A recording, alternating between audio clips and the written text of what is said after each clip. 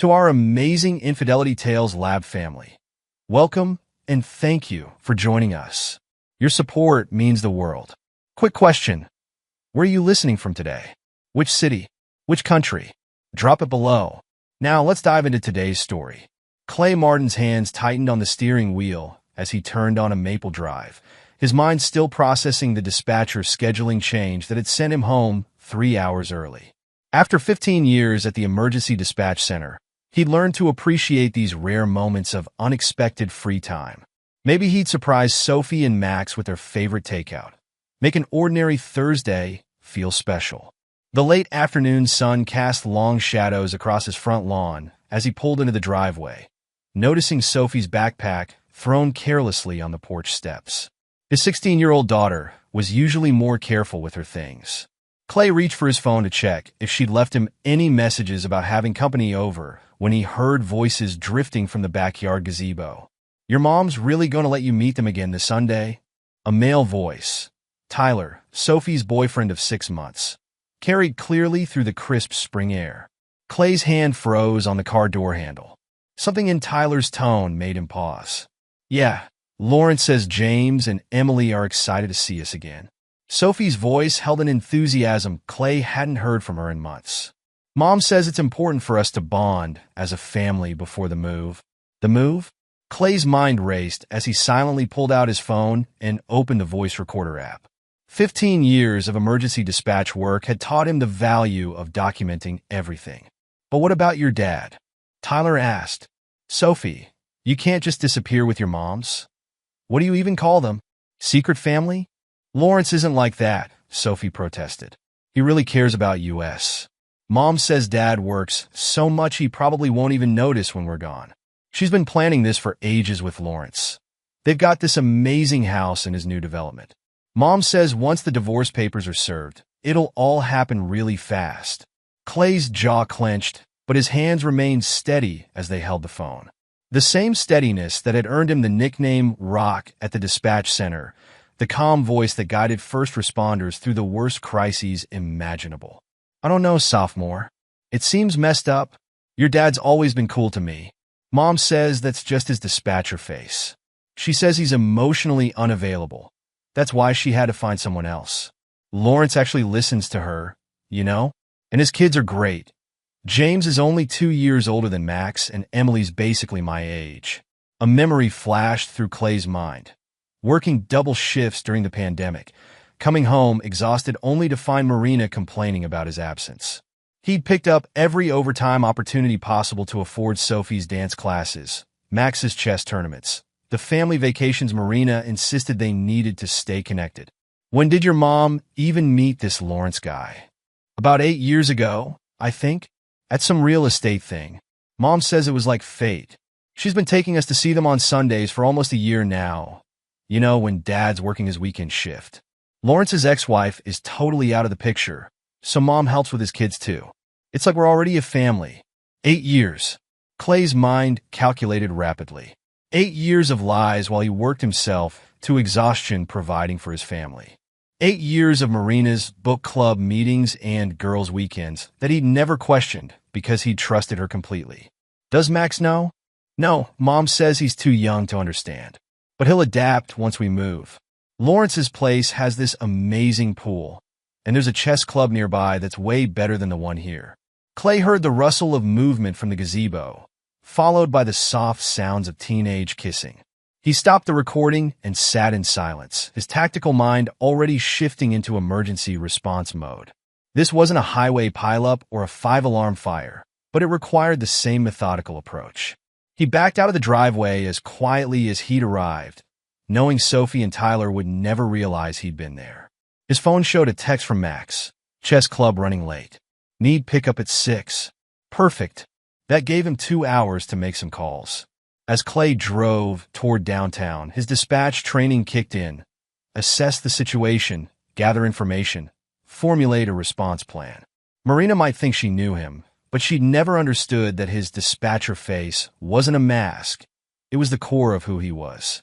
The steady hand that never wavered, the calm voice that guided others through their worst moments, the strategic mind that could coordinate multiple response teams simultaneously. Now those skills would serve a different purpose. His first call was to a number he'd saved years ago, but never thought he'd use. Rebecca Sanders, a private investigator recommended by a detective he worked with regularly. She answered on the second ring. "Miss Sanders? This is Clay Martin. I find myself in need of your services, and I understand discretion is your specialty." Rebecca Sanders' office matched her reputation. Professional, understated, and meticulously organized. Clay sat across from her desk 3 days later, reviewing the preliminary findings that justified every penny of her substantial retainer. "Lawrence Hart," Rebecca began, sliding a thick folder across the desk.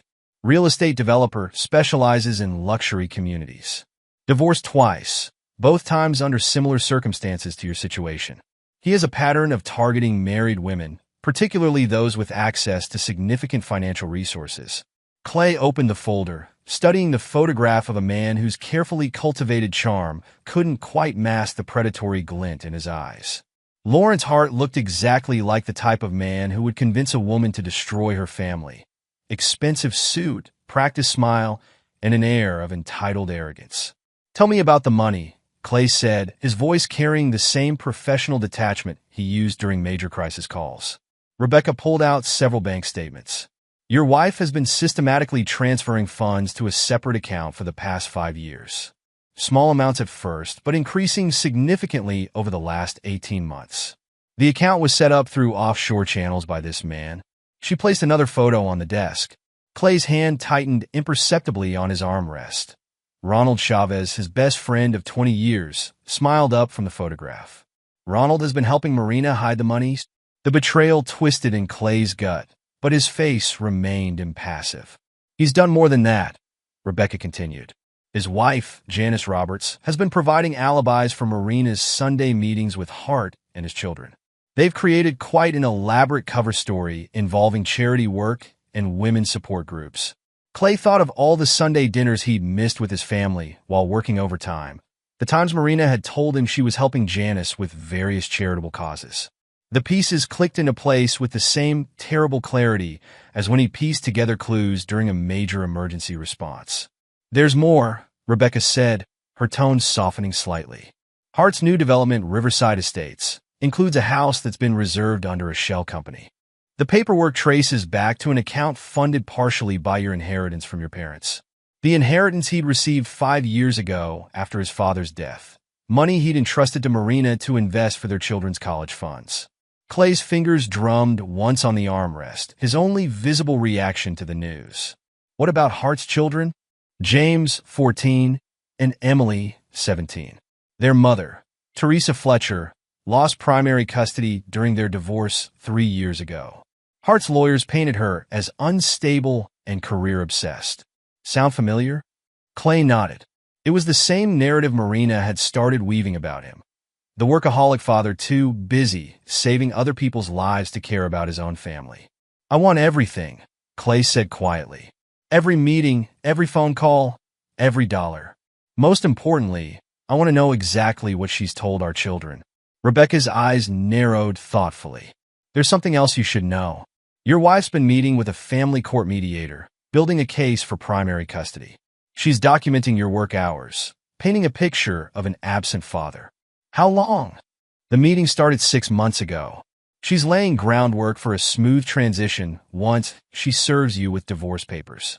Hart's lawyers are known for aggressive custody battles.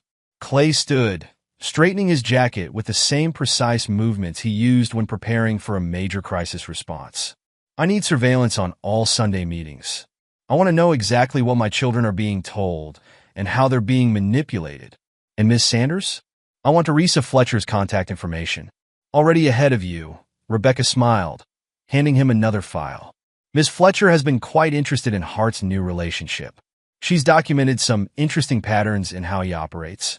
As Clay left the office, his phone buzzed with a text from the dispatch center. A new automated system was being proposed that would eliminate half the staff positions. He allowed himself a grim smile. Marina had no idea that while she plotted her escape, she'd chosen the exact wrong moment to underestimate him. The emergency dispatch center hummed with tension as Clay stood before the assembled staff, his presence commanding attention despite the early hour. 30 pairs of eyes fixed on him, waiting for his response to the automation proposal that threatened their livelihoods. The company claims their AI can replace human judgment. Clay's voice carried clearly through the room.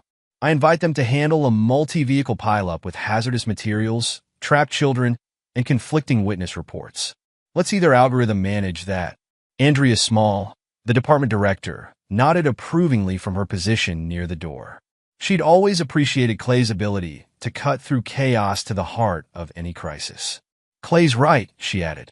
We're not just dispatchers. We're the first line of crisis management. No computer can replace human intuition and experience. As if on cue, the emergency lines lit up. Multiple calls reporting a major accident on Highway 27. Exactly the kind of scenario Clay had just described. He moved to his station with practiced efficiency, already coordinating with Kayla Harper, the paramedic instructor who served as their primary field training liaison. Clay, we've got at least 12 vehicles involved. Kayla's voice came through clear and professional. Semi-truck carrying industrial cleaning supplies rolled over. I need you to coordinate fire, hazmat, and medical response. For the next 3 hours, Clay orchestrated a response that would later be used as a textbook example of why human dispatchers couldn't be replaced. His calm voice guided first responders through the chaos, his quick decisions preventing the situation from escalating into an environmental disaster. That was impressive, Kayla said later, finding him in the break room. The way you redirected that tanker truck before it reached the chemical spill saved us hours of cleanup and probably prevented several explosions. Clay accepted the coffee she offered, noting the concern in her eyes. They'd worked together for 5 years, long enough for her to notice the subtle changes in his demeanor lately. Something's wrong, isn't it? She asked quietly. You've been different these past few weeks. More focused, if that's even possible. Just dealing with some personal matters, Clay replied, his tone giving nothing away. Speaking of which, I need to make a call. Excuse me? In the privacy of his office, Clay connected with Megan Ruiz, the divorce attorney whose reputation for handling complex cases matched his own standards for precision. Mr. Martin, I've reviewed the evidence your PI gathered. Megan's voice was sharp and professional. Your wife's actions, using your inheritance, planning to remove the children from their schools, the secret meetings, they all work in our favor. But timing will be crucial. I understand, Clay replied, watching through his office window as the automated system salesman packed up their presentation materials. How long do you need to prepare everything? Give me 2 weeks to document everything properly. In the meantime, maintain your normal routine. Any change in behavior could alert her. Clay ended the call and returned to the dispatch floor, where Andrea was waiting with news about the automation proposal. The board wants you to head up a committee to evaluate the human element in emergency response, she said. After today's performance, they're reconsidering the automation timeline. I'll have a preliminary report ready by next week, Clay assured her, already seeing how this crisis could work to his advantage. Extra hours at the office would provide perfect cover for his meetings with lawyers and investigators. The day shift ended with a department meeting where Clay presented a compelling defense of human dispatchers, his arguments strengthened by the morning's successful crisis management. His colleagues' appreciation was evident in their faces, their trust in his leadership absolute. If only they knew that while he fought to save their jobs, he was systematically preparing to dismantle the elaborate deception that had corrupted his family. But that's what dispatchers did best.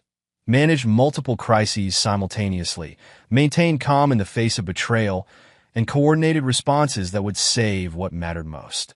As Clay drove home that evening, he allowed himself a moment of cold satisfaction. Marina thought she had orchestrated the perfect exit strategy, but she'd forgotten one crucial detail. She'd married a man who specialized in emergency response. And now, as he gathered evidence and built his case, he was responding to the greatest emergency of his life with the same methodical precision that had made him legendary in the dispatch center. The foundation of his family might be cracked, but he would ensure that when everything finally crumbled, he and his children would be standing on solid ground. The morning sun cast long shadows across Megan Ruiz's conference room as Clay spread out the evidence collected over the past month.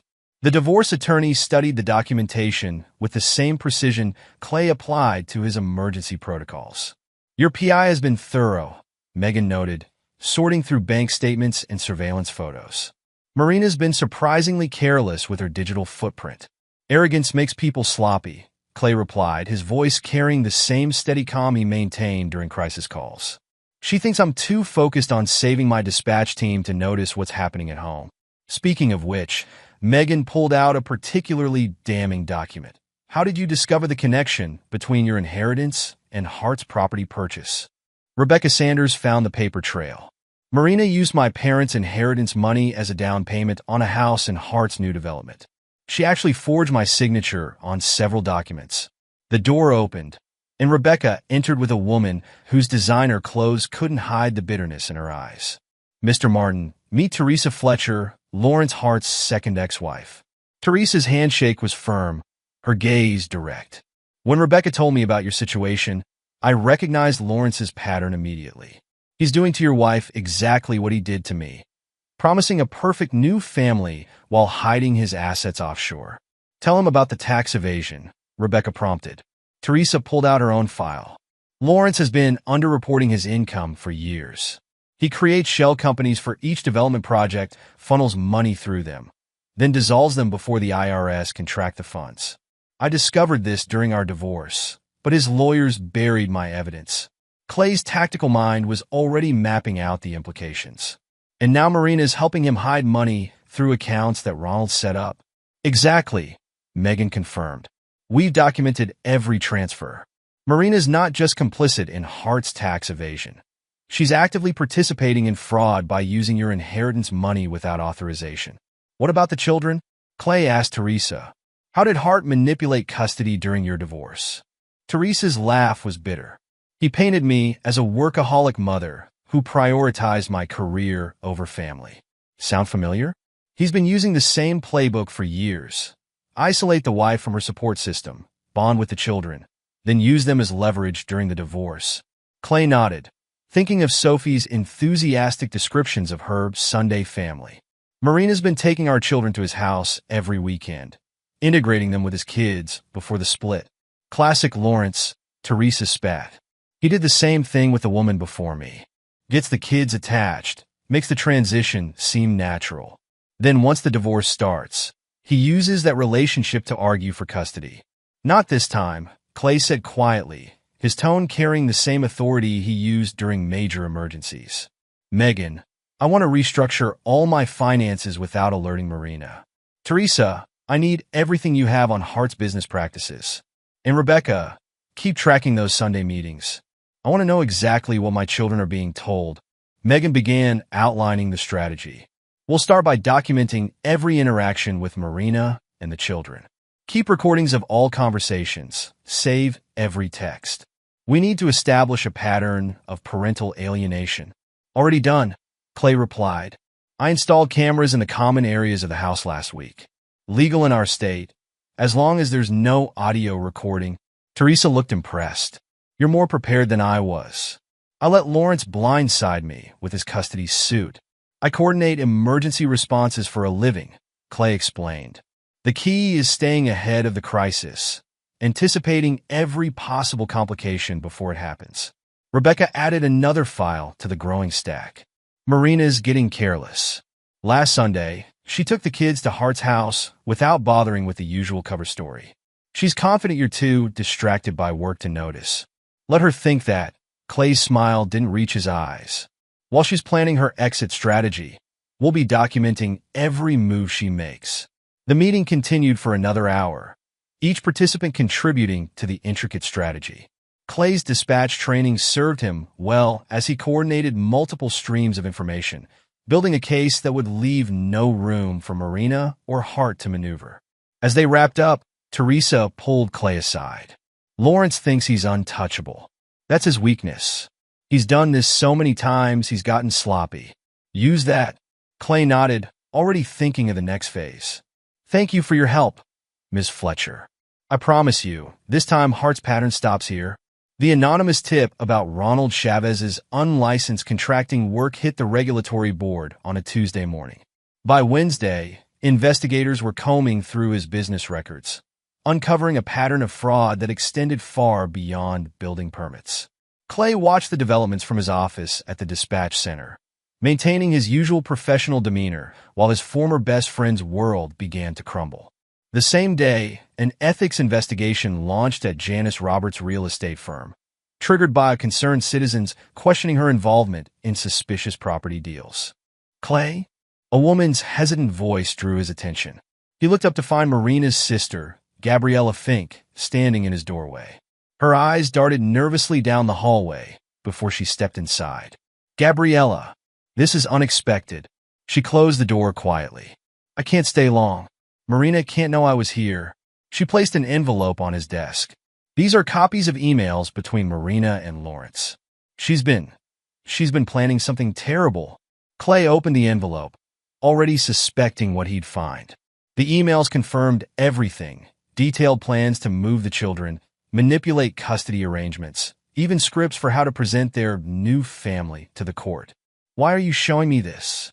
Clay's voice remained neutral, though his mind was already incorporating this new evidence into his strategy. Gabriella wrung her hands. Because what she's doing is wrong. The way she talks about you to Lawrence, the lies she's telling the children, it's not right. And Lawrence, he's not who Marina thinks he is. Explain. His business partner, Stephen Fry, contacted me. The IRS is investigating their company. Lawrence has been using Marina to hide assets, just like he did with his ex-wives. Once the investigation goes public, he'll abandon her to save himself. Clay leaned back, studying Marina's sister. And you're telling me this because despite what Marina thinks, you've been a good husband and father. Sophie and Max deserve better than being pawns in her fantasy life with Lawrence. After Gabriella left, Clay made a series of calls. Within hours, Stephen Fry was cooperating with federal investigators, trading information about Hart's tax evasion for leniency. Meanwhile, life continued as normal on the surface. Clay maintained Max's chess club schedule and attended Sophie's school events, documenting every instance of Marina's absence or manipulation. His cameras captured her whispered phone conversations with Hart, her attempts to poison the children against him, her growing carelessness as she focused on her escape plans. Teresa Fletcher proved invaluable, her bitter experience with Hart providing a roadmap of his tactics. He's following his usual pattern, she reported during their weekly update. The house and his development, the gradual integration of the families, the offshore accounts, he's getting predictable. Predictable means vulnerable, Clay replied, reviewing the latest surveillance reports. How's the evidence of child support fraud coming along? Teresa's smile was sharp. Documented and ready. He's been hiding income to reduce payments to our children for years. The IRS will be very interested. The pieces were falling into place faster than Clay had anticipated. Marina, consumed with her exit strategy, failed to notice the systematic dismantling of her support network. Ronald faced criminal investigations. Janice's professional reputation was in tatters, and Hart's business empire was beginning to show cracks. Even at work, where Clay continued to lead the fight against automation, his colleagues noticed a change in him. Not in his performance. He remained the steady hand during crises, but in his demeanor. There was a cold precision to his actions now, a calculated efficiency that went beyond his usual methodical approach. You seem different lately, Kayla observed during a quiet moment between calls. More focused, if that's possible. Clay allowed himself a small smile. Let's just say I'm applying my crisis management skills to a personal situation. Need any help? She offered, her concern evident. Actually, Clay replied, thinking of the next phase of his plan, I might need a witness statement about my work performance. For documentation purposes. Kayla's eyes narrowed in understanding. Just tell me when.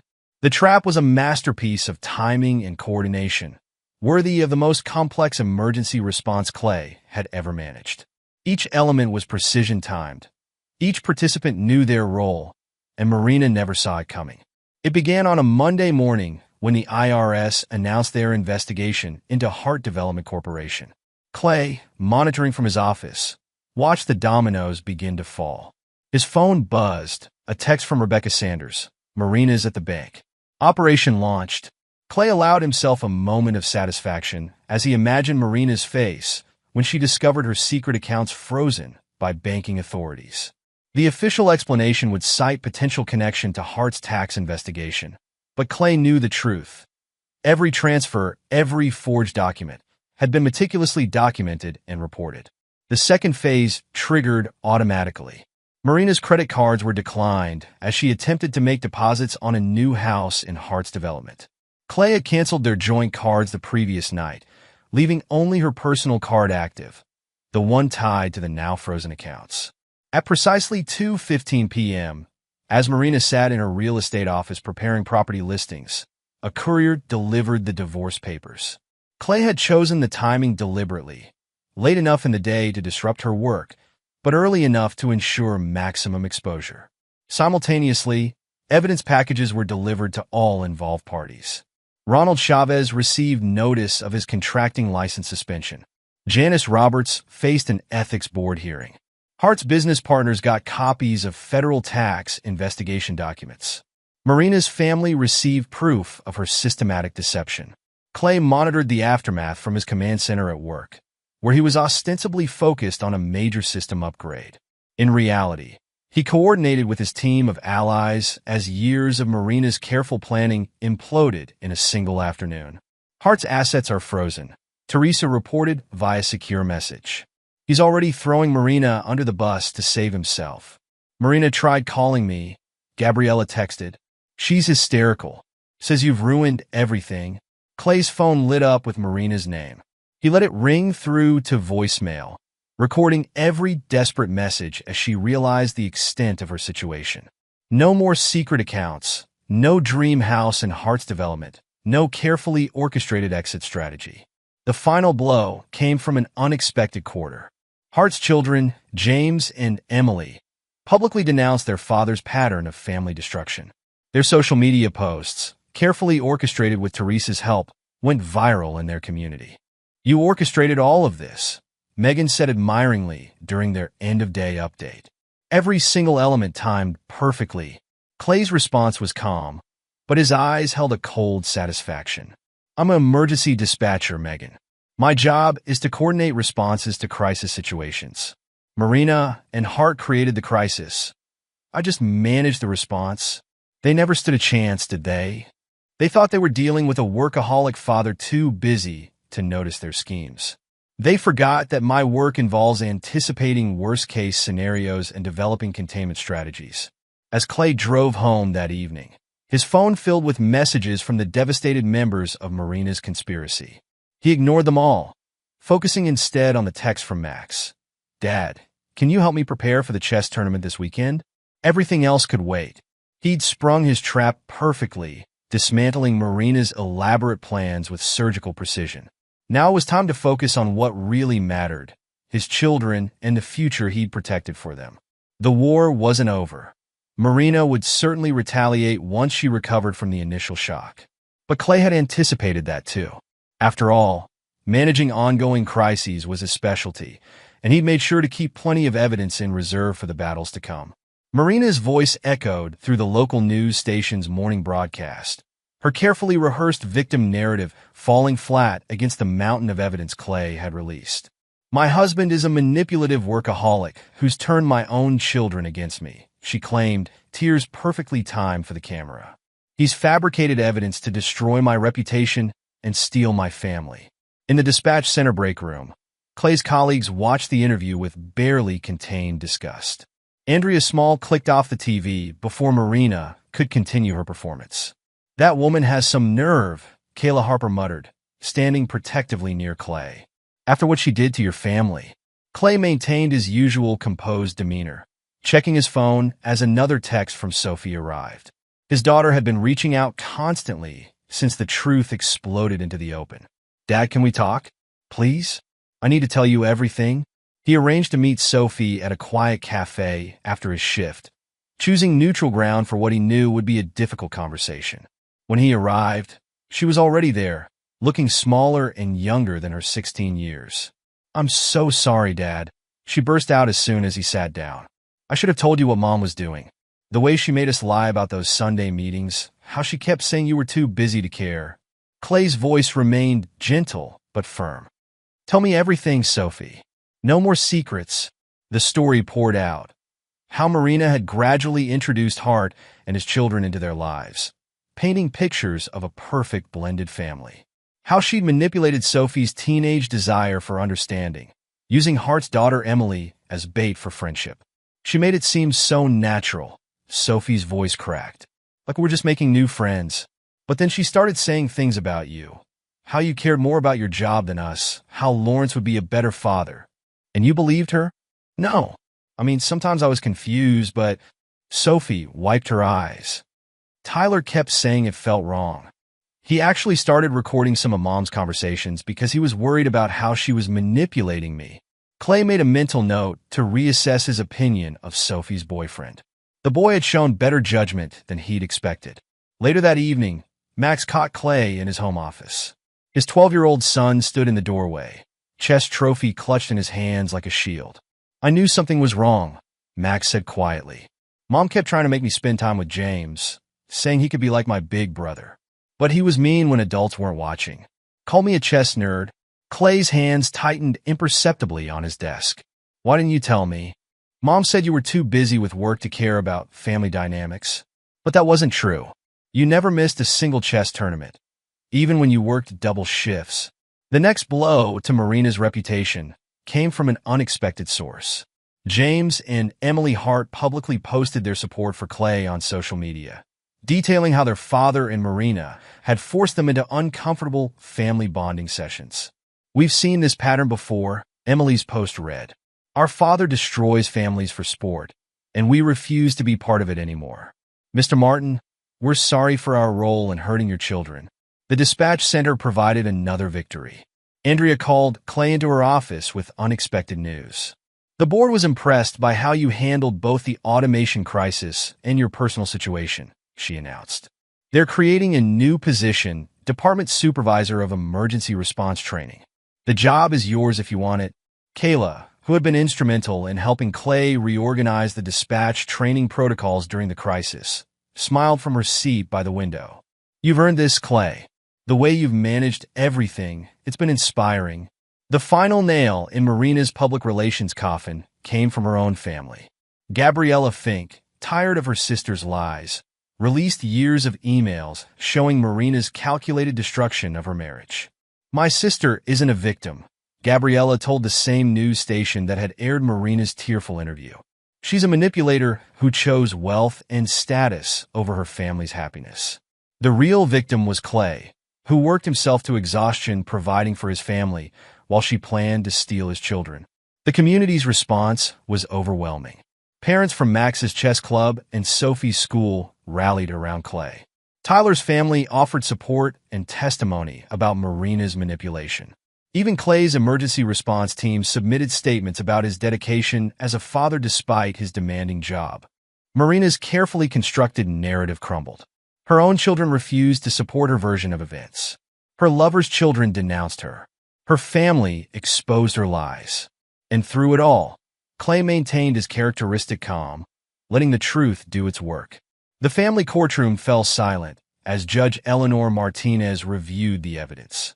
Marina sat with her increasingly uncomfortable legal team, watching her chances of custody slipping away with each document the judge examined. Mrs. Martin, Judge Martinez finally spoke, her tone sharp. Would you care to explain these financial records? The evidence Clay had gathered painted a devastating picture. 8 years of systematic financial fraud, unauthorized use of inheritance money, secret offshore accounts, and attempted asset hiding, all meticulously documented. Your Honor, Marina's lawyer attempted to intervene. My client was acting under the influence of Mr. Hart? Judge Martinez finished dryly. Yes, let's discuss Lawrence Hart. The real estate developer's empire was collapsing spectacularly. The IRS investigation had uncovered decades of tax evasion and fraud. Hart's business partners, led by Stephen Fry, had turned state's evidence to save themselves.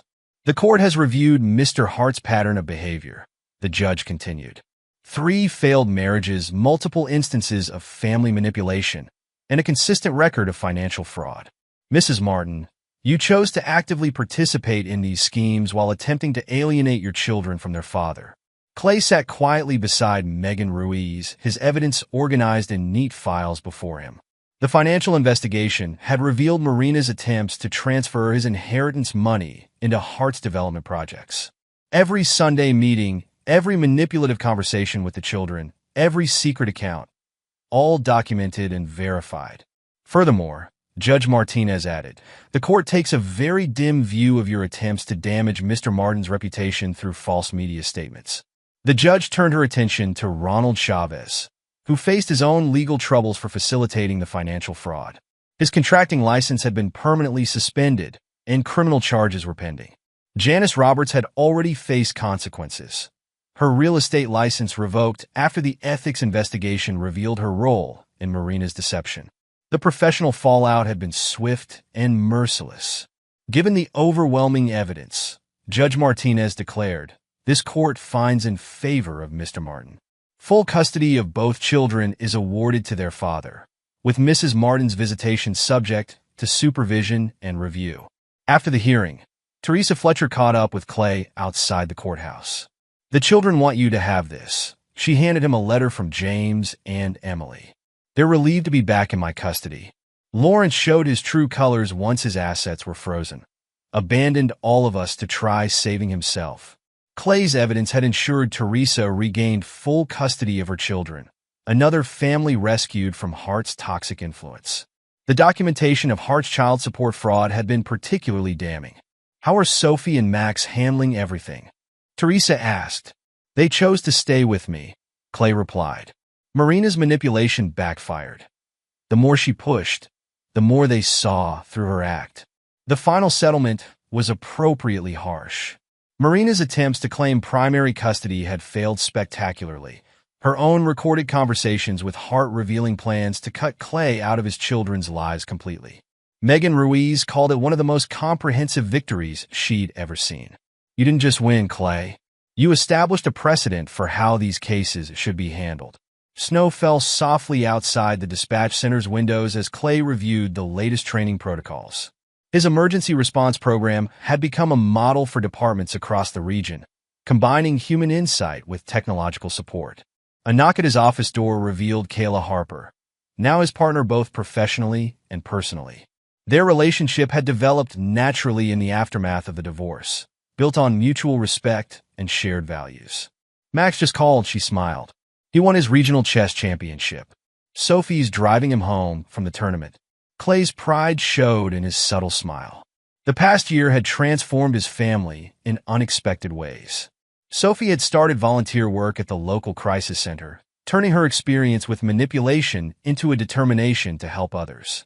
Max's chess skills had soared as he channeled his energy into positive achievements, inspired by his father's example of integrity under pressure. The dispatch center itself had changed. Clay's training program, developed during the automation crisis, now served as a blueprint for other emergency response centers. The human element he'd fought to preserve had proven invaluable. Did you see this? Kayla handed him a newspaper clipping. Marina had moved to Arizona after Hart abandoned her, her dreams of wealth and status shattered. Hart himself faced federal charges, his carefully constructed empire dismantled by the evidence Clay had gathered. Clay had inadvertently become a resource for other betrayed spouses, his methodical approach to documenting evidence now cited in family court cases across the state. The precedent set by his case had strengthened protections against parental alienation and financial fraud. Dad! Max burst into the office, chess trophy held high. Coach says I might make national rankings by next year. Sophie followed more sedately, her crisis center volunteer badge catching the light.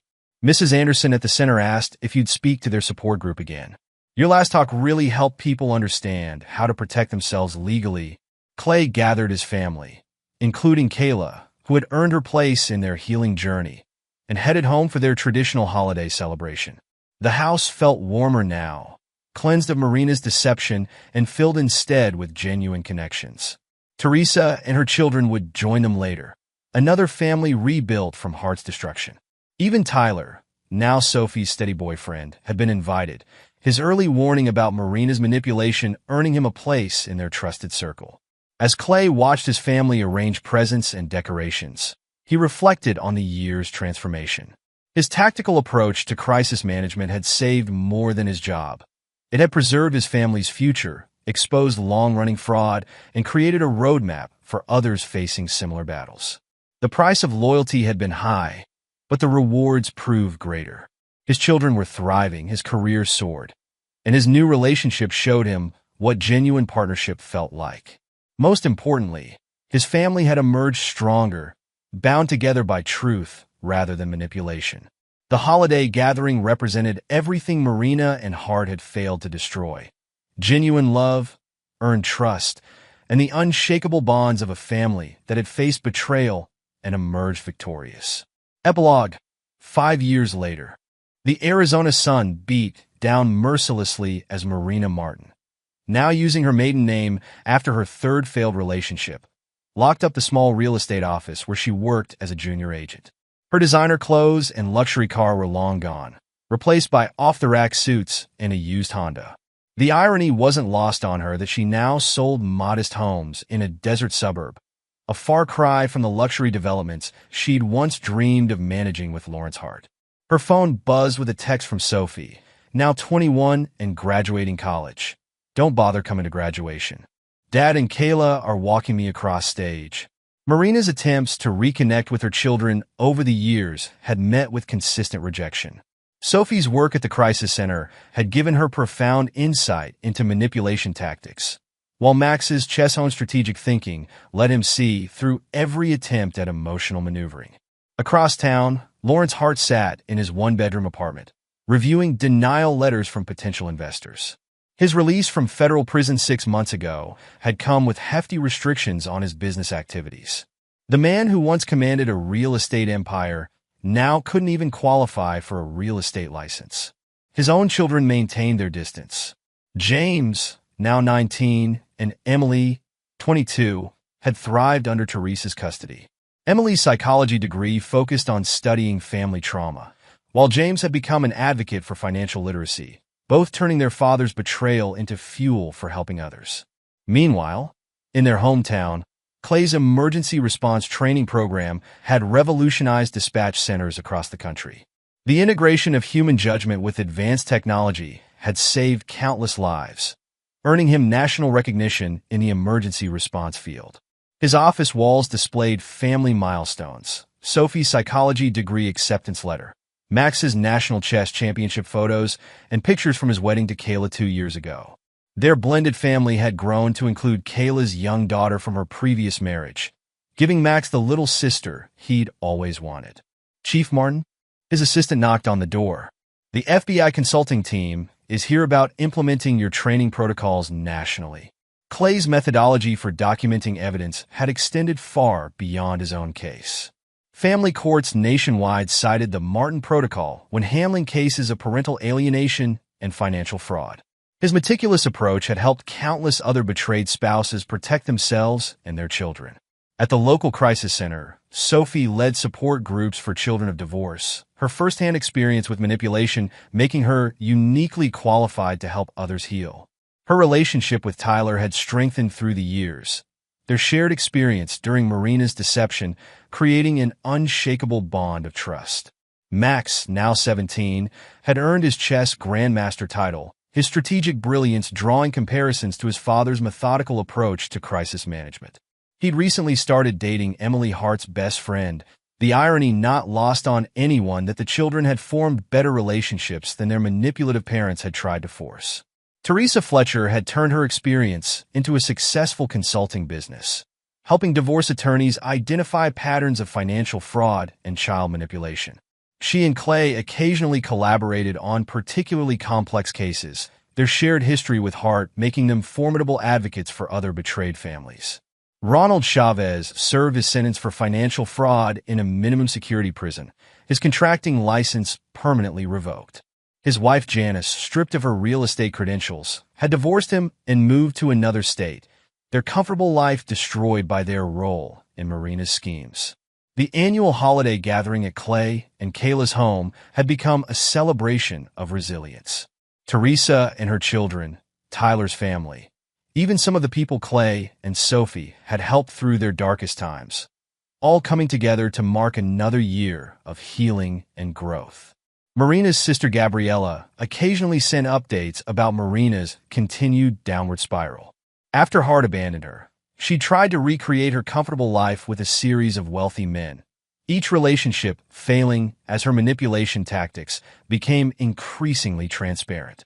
Her attempts to rebuild her real estate career had stalled at entry-level positions, her reputation forever tainted by the evidence Clay had revealed.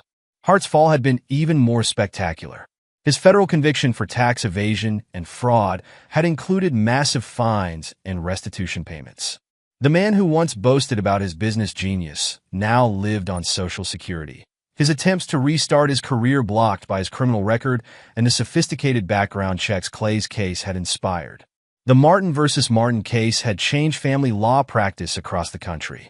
Clay's methodical documentation became required reading in law schools, teaching future attorneys how to protect clients from sophisticated manipulation schemes. The financial investigation techniques he'd employed were now standard practice in high-asset divorce cases. Kayla had expanded the dispatch training program to include specific protocols for domestic crisis calls, incorporating lessons learned from Clay's experience. Their professional partnership matched their personal one, both focused on helping others navigate their worst moments with strength and dignity. Max's chess tournaments had become family events, with Kayla's daughter Emma proudly wearing T-shirts supporting her big brother. The 12-year-old had inherited her mother's emergency medical training interest and her stepfather's strategic mind, already talking about combining both in her future career. Sophie's Crisis Center work had expanded to include a specialized program for teens caught in parental manipulation, her personal experience informing the curriculum. She and Tyler had recently bought a house just minutes from Clay and Kayla, ensuring their future children would grow up surrounded by the strong family bonds Marina had tried to destroy. The local news occasionally ran stories about the case's lasting impact, particularly when similar schemes were uncovered in high-profile divorces. Clay's calm, methodical approach to destroying Marina and Hart's elaborate deception had become a blueprint for exposing narcissistic manipulation in family courts. One morning, as Clay reviewed applications for the latest dispatch training cohort, he found a familiar name. Hart's former business partner, Stephen Fry, had recommended his daughter for the program. The note attached explained how observing Clay's handling of the crisis had inspired her to pursue emergency response work. Every Christmas, Clay received cards and letters from families his case had helped. Parents who'd found strength in his example, children who'd learned to recognize manipulation, attorneys who'd used his methods to protect vulnerable clients. Each story confirming that from the ashes of Marina's betrayal, something valuable had emerged.